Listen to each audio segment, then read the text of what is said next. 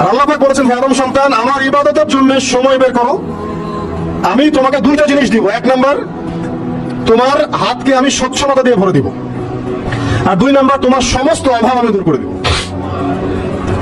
আর আমি বারবার একটা কথা বলি যে এই দুনিয়াতে আল্লাহ ছাড়া আমাদের আপন বলে কেউ নাই। আপনি যাকে আপন মনে করেন না কেন, আমাদের সম্পর্ক আছে বাবার সাথে, মায়ের সাথে, স্ত্রী সন্তানদের সবার সাথে, আমাদের হক আছে, অধিকার আছে, সব ঠিক আছে। বিশ্বাস করেন, আল্লাহ ছাড়া আপন বলে আপনার কেউ নাই। এই যে গার্লফ্রেন্ডকে আপন মনে হয়, এরা আপন না।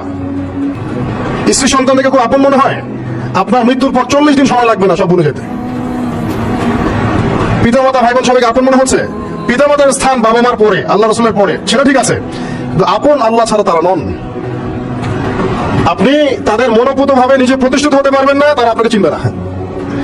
সারাটা জীবন তোর পিছনে এত টাকা ঢাললাম, কি করলি? কিছু করতে পারলি না। আবার এখন যারা পিতামাতা হয়েছেন, সন্তানদেরকে আপন মনে হচ্ছে, দেখবেন এই সন্তানকে আপনি আপনার মনোপুত ভাবে সম্পত্তি দিতে পারবেন না, ভরণ পোষণ দিতে পারবেন না। এই সন্তান বড় হয়ে আপনাকে বৃদ্ধাশ্রমে পাঠিয়ে দিতে পারে, নাউজুবিল্লাহ। অথবা আপনার সাথে এই সন্তানই খারাপ ব্যবহার করবে। আপন মনে হচ্ছে? আল্লাহ ছাড়া কেউ আপন না। আল্লাহ ছাড়া আপন কেউ না, আর আল্লাহ ছাড়া সত্যিকার অর্থে আপনাকে আমাকে ভালো কেউ বাসে না। শুধু আল্লাহ আপনাকে ভালোবাসেন। এটা আপনারা হারে হারে উপলব্ধি করবেন যতদিন যাবে ইনশাআল্লাহ। তাই শুধু সেই আল্লাহর জন্যই নিজেকে খালেস করে দেন, আর যার যার হক তাকে তাকে দিয়ে দেন। দুনিয়াতে শান্তিতে থাকার ফিলোসফি বলছি, philosophy of happiness in this হায়াতুদ দুনিয়া, সেটা হচ্ছে যার যার হক তাকে তাকে দিয়ে দেন, নিজের হক আল্লাহর কাছে চেয়ে নেন।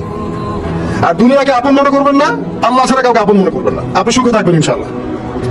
দুনিয়ার দাসত্ব করবেন, আল্লাহ ছাড়া অন্য মানুষদেরকে আপন মনে করে নেবেন, দেখবেন আপনি পদে পদে কষ্ট পাবেন। কারো কাছে আশা করেন না, কষ্ট পাবেন না। আমি এই প্রসঙ্গে কথাগুলো বললাম যে দুনিয়াকে আপন মনে করতে নাই, আর আল্লাহকে আপন মনে করতে হয়। আল্লাহকে আপন মনে করলে তখন আমার উপর কিছু দায়িত্ব চলে আসে। কি দায়িত্ব?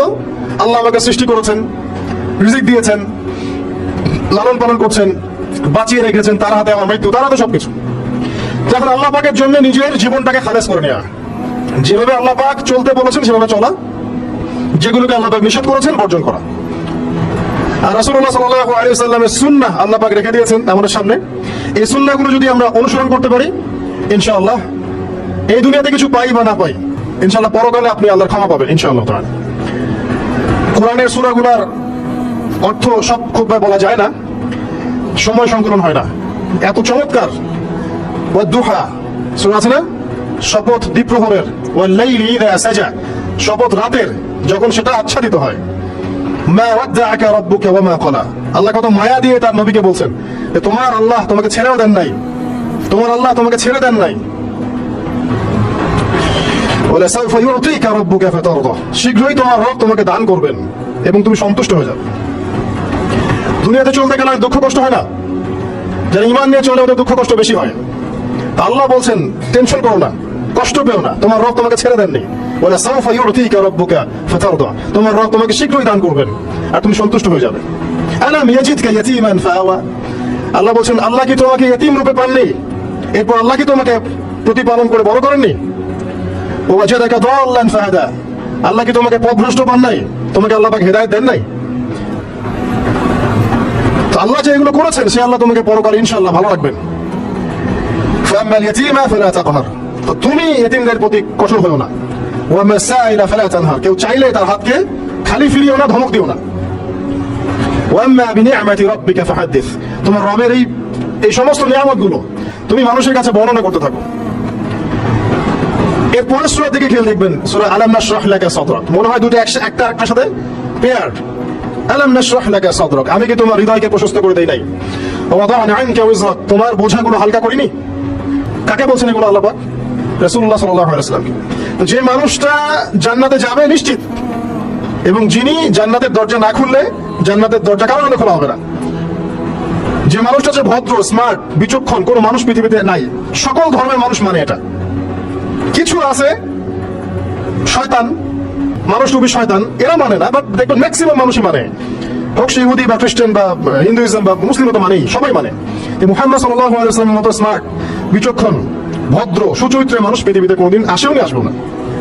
তো সেই নবীর জীবনটা আপনি পড়ে দেখবেন, আর রাহিকুল মাকতুম বইটা, যে চড়াই আর উতরাই, খালি দুঃখ, কষ্ট, যন্ত্রণা, লাঞ্ছনা কন্টিনিউয়াসলি। আমাদের নবী সাল্লাল্লাহু আলাইহি ওয়াসাল্লাম তো 1 মাস শান্তিতে ঘুমানো নাই নবী হওয়ার পরে। যখন তিনি মারা যান, ফাতিমা রাদিয়াল্লাহু আনহার কথা মনে আছে না? কানে কানে কি যেন বললেন?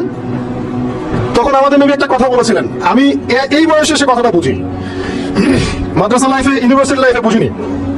নবীজি বলেছিলেন তার মেয়েকে, ফাতিমা রাদিয়াল্লাহু আনহা তার কষ্ট দেখে কান্নাকাটি শুরু করলেন। আমাদের নবীজি তাকে কাছে ডেকে বললেন কানে কানে যে কি জানি একটা বললেন। তারপর ফাতিমা রাদিয়াল্লাহু আনহা চুপ করে গেলেন। তো পরে জিজ্ঞাসা করা হলো কি বলেছিলেন, তিনি বললেন আল আব্বাজান বলেছেন আজকের পর তোমার আব্বার কোনো কষ্ট থাকবে না, আর তুমি আমার পরিবারের মধ্যে সবার আগে আমার সাথে সাক্ষাৎ করবে। এই যে আজকের পর আমার আব্বার আর কোনো কষ্ট থাকবে না, এর মানে বোঝেন? মানে সারাটা নববী জীবন কত যে কষ্ট নবী সাল্লাল্লাহু আলাইহি ওয়াসাল্লামকে সহ্য করতে হয়েছে। আজকে জান্নাতে যাওয়ার দিন, আজকে আর তোমার আব্বার কোনো কষ্ট থাকবে না। এই মানুষটার যদি এই অবস্থা হয় তাহলে আমরা কি? আল্লাহ সেই মানুষটাকেই সূরা দুটো শোনাচ্ছেন, আমি কি তোমাকে এতিম পাই নাই, তোমাকে পথভ্রষ্ট পাই নাই, হেদায়েত দেই নাই, ভরণ পোষণ করিনি, আমি আল্লাহ তোমাকে ছেড়ে দেই নাই, শীঘ্রই তোমাকে দান করব, হ্যাঁ তোমার বোঝাকে আমি হালকা করিনি। ফাইন্না মা'আল উসরি ইউসরা, ইন্না মা'আল ইউসরি ইউসরা। কষ্টের সাথেই স্বস্তি আছে, নিশ্চয়ই কষ্টের সাথেই স্বস্তি আছে। ফাইদা ফারাগতা ফানসাব ওয়া ইলা রাব্বিকা ফারগাব। যখন তুমি অবসর পাবে তখন তোমার রবের দিকে একনিষ্ঠ হও। এটাই বলতে যাচ্ছি আমি আপনাদেরকে, যে আমাদের উচিত শুধু আল্লাহর দিকে একনিষ্ঠ হওয়া। দুনিয়াকে ভালো না বাসা, কিচ্ছু না দুনিয়াটা। আমার চেয়ে ভালো আপনারা এটা জানেন না, কিচ্ছু না দুনিয়াটা। মানে মুহূর্তে ডিজাস্টার হয়ে যেতে পারে। আর যাদেরকে নিয়ে এই দুনিয়া, আমাদের মা বাবা, ভাই বোন, আত্মীয় স্বজন, স্ত্রী সন্তান, এরা সবাই যে যার হক চাচ্ছে। তাদের হক দিয়ে দেন, আপনি খুব ভালো। দিতে পারবেন না, আপনি ভালো না। সারাটা জীবন করতে থাকেন, দেখবেন একদিন দিতে পারেন নাই, সে আপনাকে চিনবে না। নবী সাল্লাল্লাহু আলাইহি ওয়াসাল্লাম বলেন এই কথাগুলো, জাহান্নামে যাওয়ার কারণ এগুলো উল্লেখ করেন নাই? কিসের আত্মীয় আর কিসের আপনজন আর কিসের অফিসের বস আর কিসের কি, সবাই সবার স্বার্থ নিয়ে পড়ে আছে। শুধু একজন সত্তা আপনার কাছে স্বার্থ চায় না, সে কে? আল্লাহ পাক। এটা যদি বুঝতে পারেন তাহলে দেখবেন মনটা আল্লাহর দিকে নরম হয়ে যাবে।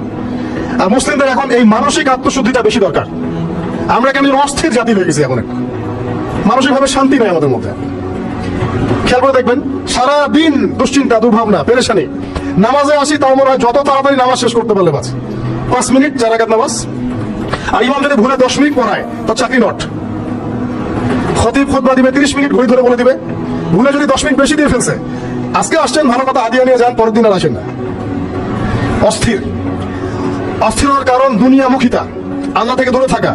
অস্থিরতার কারণ কোরআন থেকে দূরে থাকা।